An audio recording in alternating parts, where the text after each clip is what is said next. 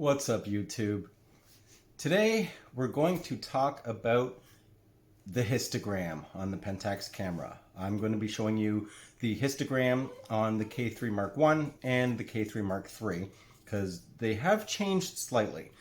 Also going to explain basically what a well, you know what, I'll just get right into it. So what is a histogram? At the very basics, all a histogram is a bar graph, a very compressed bar graph of a singular item of measurement. In the case of photography, it is the measurement of light output from shadows to highlights. So everything in between. And that in all absolute, complete and utter honesty, that's really all a histogram is.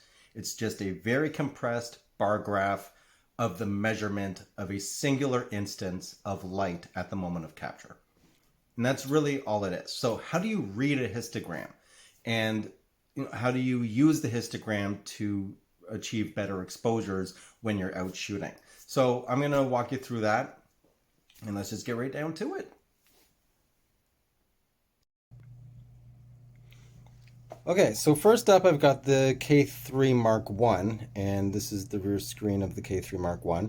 And here is the histogram. Now, when you go into viewing a photo, you can change the style of histograms. So this one here is the overall distribution of light from shadows on the on the left side, all the way to the highlights on the right. So all the white, bright areas.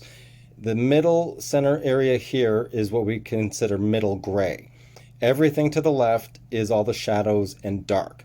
So as you can see, this looks like it is underexposed. And if we change the settings here, so I'll slow the shutter speed down to brighten it up a bit, and you'll notice the histogram is now moving towards the right, right? Because I'm now compensating for the dark areas. And you'll notice here, I don't know if you can see that, there's a very thin white line. And you'll see it starts growing just above my finger. Okay, it's going down. Now it's going back up. That is letting you know that part of this image is going to be unrecoverable because of the shadows and the darks. Like, it's right at the edge there.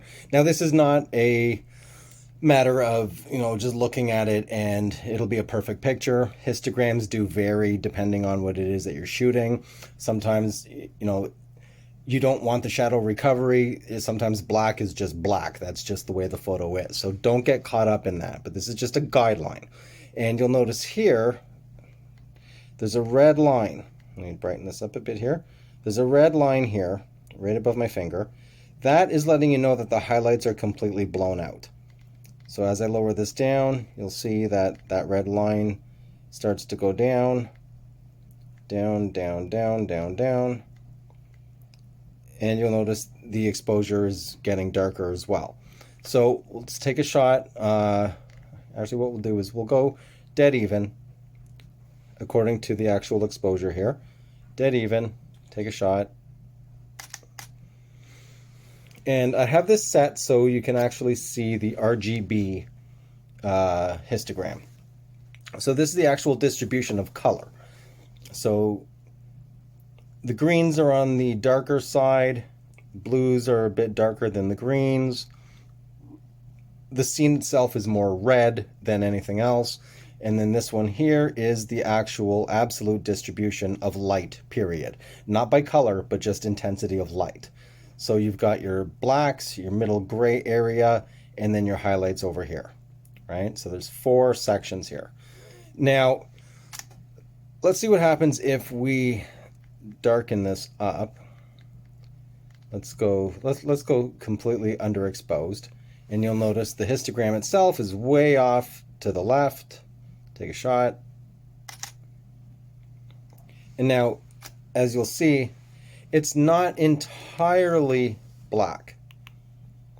There is a little bit of information in there, right? That's why it wasn't completely crushed all the way to the one side. There was still a tad bit of information that it was able to pull up. right? Just down here, you can see more greens and more reds, right? Now, if we continue to drop this down, the histogram itself isn't going to change, but let's go to 2500, and you'll see there's a spike right up here, which is basically, this is just going to be a black image. Completely and utterly black.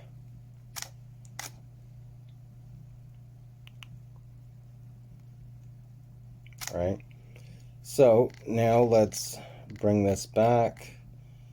We'll do what's known as exposing to the right, which is focusing more on the highlights, which are harder to recover. And I am going to show the K3 Mark III as well, because there are some differences with how the two cameras display their histograms. So this is the image that we got. Let's go to the info screen here. So we've got the absolute distribution of light. It's not completely overexposed. There's a slight little tiny spike right here, but it's not overly high, so we're still in the safe zone. And here's the distribution of actual colors. So the lighting and the shades of the wall and everything back there leans more on the magenta and red side, and greens are a little less strong. And the blues, there's not much blue in there. The greens and the blues there's less blue, and the greens are kind of in the middle here. But this is the absolute distribution of color. So now I'm going to grab the K3 Mark III and walk you through the way that histogram works. Okay, so now I have the K3 Mark III connected here, and let's just take a look. Now you'll notice the histogram here, I have the live view set to simulate the exposure. So as I go down, and this is an option that is not available on the K3 Mark I. So this is simulating the actual exposure. So I don't even have to take a picture to show you what the histogram would look like, and you can see the exposure yourself. So with the image here, and you'll notice this exposes differently. Both of them are on average metering. So I haven't done anything, I haven't changed anything. They're both on average metering. So it's just the two cameras expose differently. Now, as I lower the shutter speed here, let me go to f4. Lower the shutter speed, you'll notice the histogram is moving over towards the right. And again, you see this red line. So that is something that has remained the same. Just letting you know that the highlights are going to be clipped and, most likely unrecoverable. Now, as you notice the histogram, as I keep lowering the shutter speed, now everything is completely over to the right side. And as you can clearly see, the whole scene is completely and utterly overexposed. There's no way to recover that. That's, not going to happen. So let's go back to the middle area here, and you'll notice there is an even spread of distribution of light. Remember, this is not individual colors of light. This is the actual overall intensity of the light distribution in the scene. So as I darken it, you'll notice it's leaning more towards the left side, which is going into the shadow and black areas, right? So let's just take a shot. Actually, let's lower this, take a shot with the red spike, as you can see there. See what happens. So that's overexposed.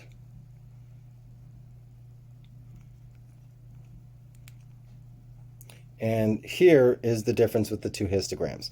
So this one, instead of having a separate red, green, blue channel of 3 individual histograms, this is showing the actual distribution of the scene directly in one histogram. So you can clearly see the overlaps of the yellows, the cyans, the blues, the greens, and the magentas and the reds. You can easily see the absolute distribution of color. So I like the way they implemented the histogram on the K3 Mark III a lot better than on the K3, and I believe the K3 Mark II as well. So let's drop this down here.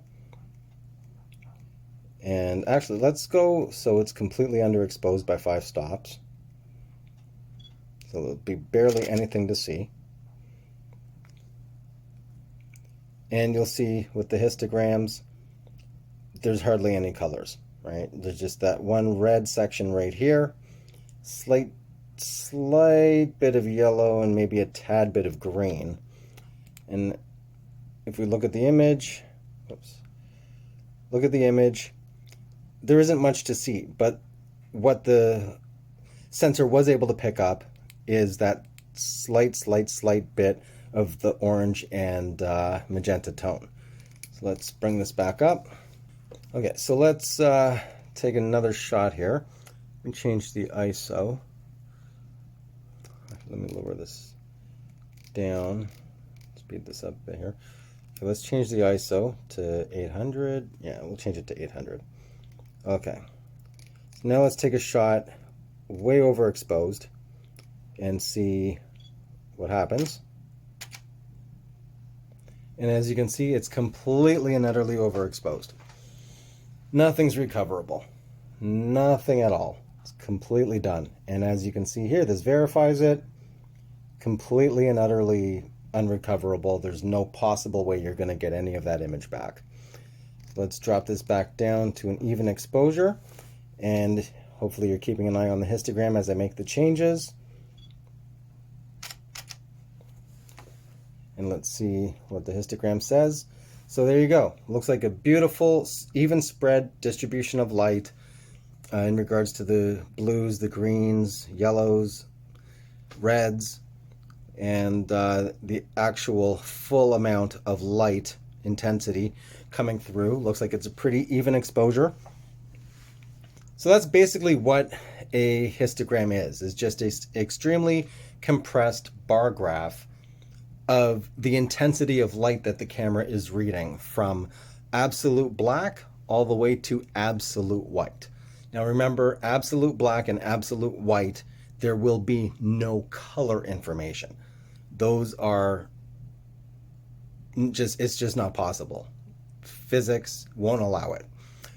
Shadows are not actually absolute black, and what you see as white is not absolute white.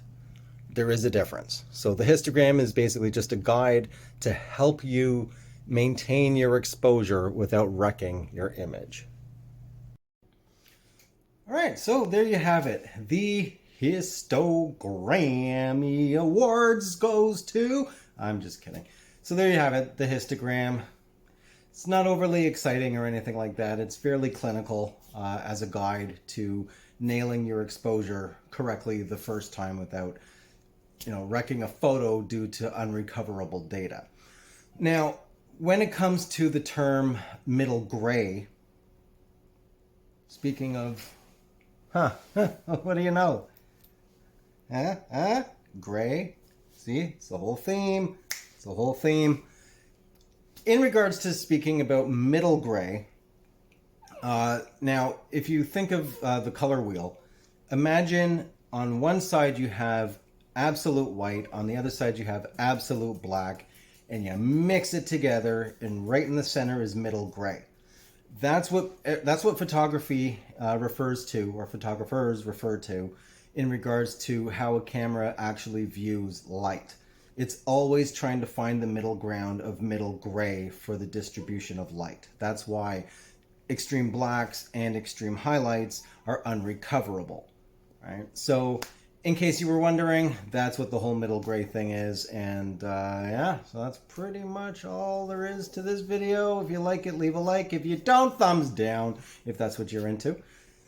I don't judge. It is what it is. If you want to support the channel, that info is at the bottom of the description. And if you have any questions or comments, leave them down below and you'll see me in my next video.